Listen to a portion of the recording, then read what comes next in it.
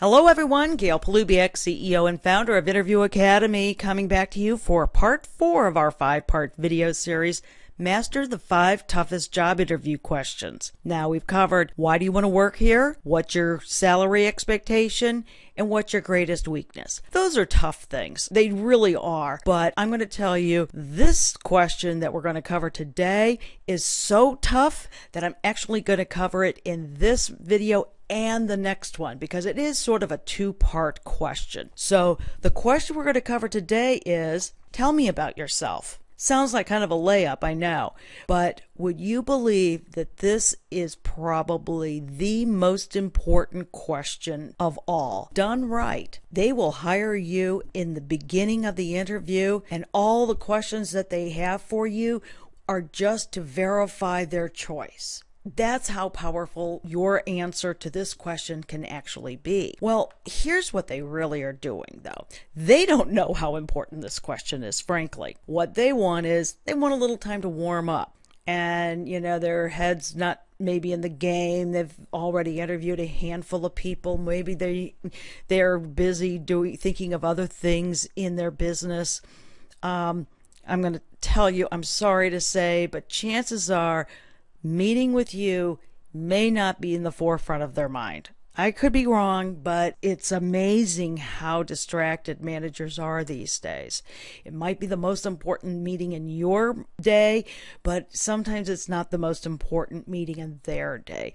And that's just fact of life. And I bring that up not to scare you or put you down, but kind of to give you an idea of what's going on behind the curtain. The other thing they're doing is they're sort of assessing your engagement. They're gauging, am I going to like this person? Am I not going to like this person? Oh my God, I've got a whole hour. Is this going to be a good hour or a bad hour? So it really is a pass-fail.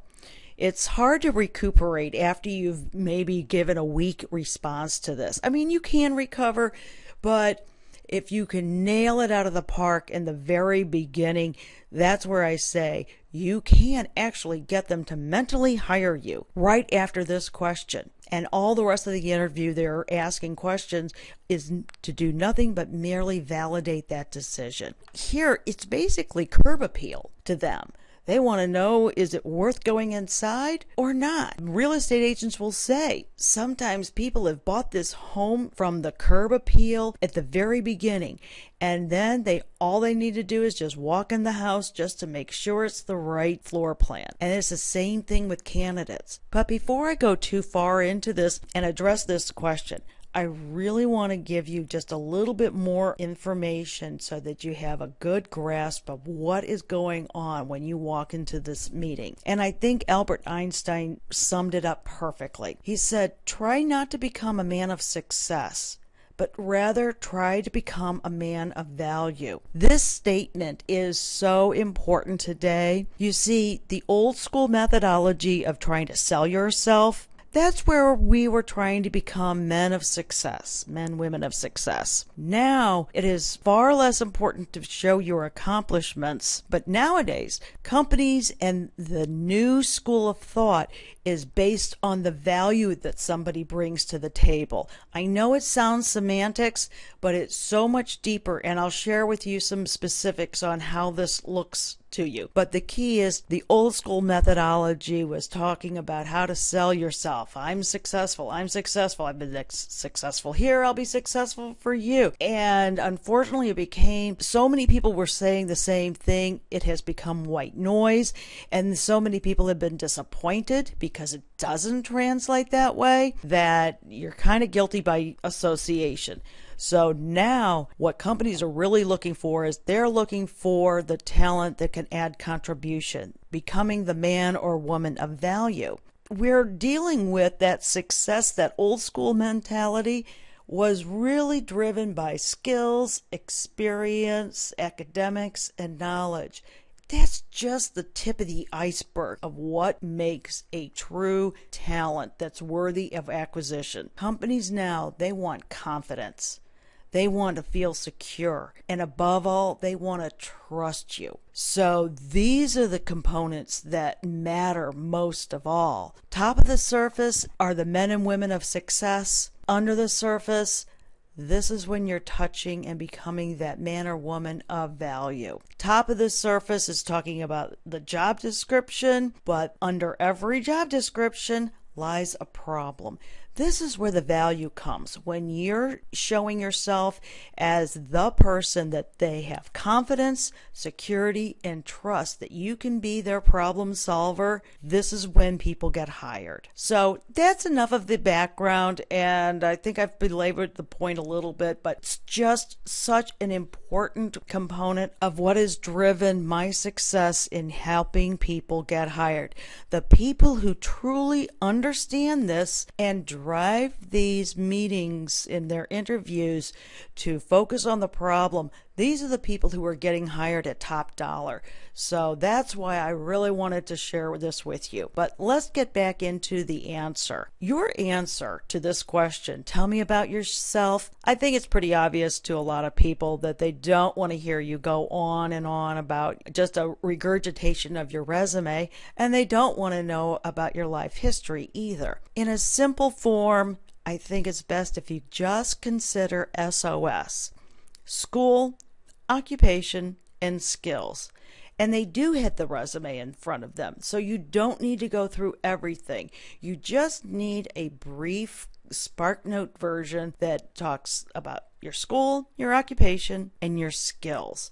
And yeah, I'm going to get into an example a little bit later. So I just need to play a little bit more alphabet soup with you here, because after you have discussed the school, occupation, and skills, then you tie it together with I help X by doing Y so they can do Z. This is your value prop. And then you support the value prop with more alphabets, the CAB statement, your challenge, activities, and benefit. Let me give you an example, because I know that I don't know if there's a letter in the alphabet I haven't used yet. But here is a specific job description that I pulled for a data architect. And you want to make sure that you tie in a few of the key aspects of a job description when you're talking about the SOS, the school, occupation, and skills. You basically kind of parrot just a little bit of these things, and I'll show you in a minute. Here are the key responsibilities: functional as a technical advisor, create new data models, new architecture design, lead the project full life cycle, and manage the solution design and stepping into the project lead role. And here you have the basic qualifications: 10 years of data warehousing experience, a graduate or post-grad education, experience in data warehouse design, modeling, architecture, informatica, experience with global service delivery model, and experience creating solutions and full life cycle development. If you're a data architect, you get that. If you're not, probably not so much. Really, it's best to prepare ahead of time. So you know what this job description is, and your answer to the question is, well, I have a master's in computer science from New York Institute of Technology. S. I have over 12 years of experience in data integration, including warehouse design, modeling, and architecture. O.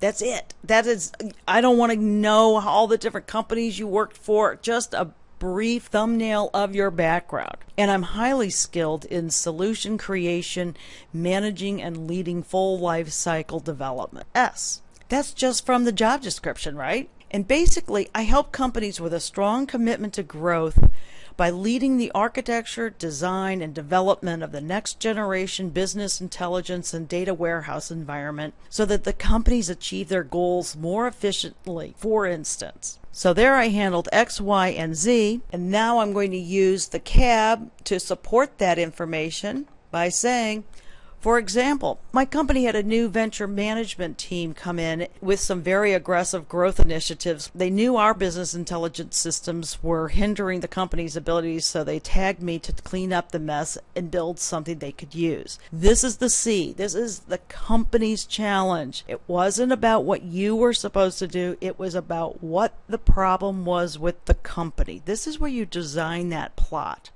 And you go on to say, I worked with a team of business analysts and data integration specialists translate the business requirements into a logical model. I created the new systems with buy-in from firm leaders, and then led the design, architecture, and development for the full life cycle. Ultimately, the company can quickly take advantage of market trends now and has built a leadership position in one of those markets. You see, it was the challenge from the company's point of view, the activities that you did, but very generalized, and B, the benefit to the company. So many people speak just about their benefits, what they did, and their challenge. That is based on success. This is a formula to speak to your value. So going back over this, you start with the SOS, brief synopsis of your school, occupation, and skills. Then you summarize with your value prop. I help X by doing Y so they can do Z, and then support that value prop with an example based on the CAB formula. Okay, I threw a lot at you today, and I think that it'll help you when I send the replay back. But before I end, as I promised, we have a bonus alert. I'm going to send to you a free CAB statement template to help you get that foundation together so that you can prepare and articulate your CAB statement and really hit it out of the park. That'll be coming in your email. Look for that. In the meantime, thank you so much for your time today. I'm really looking forward to finishing this up. I think when I share with you the second half of this question, it's going to tie everything together, and you're really going to be in a powerful position to get hired at top dollar. So again, thank you so much. I appreciate your time. Looking forward to seeing you in the next couple days. In the meantime, relax and know the future is good. Have a great day.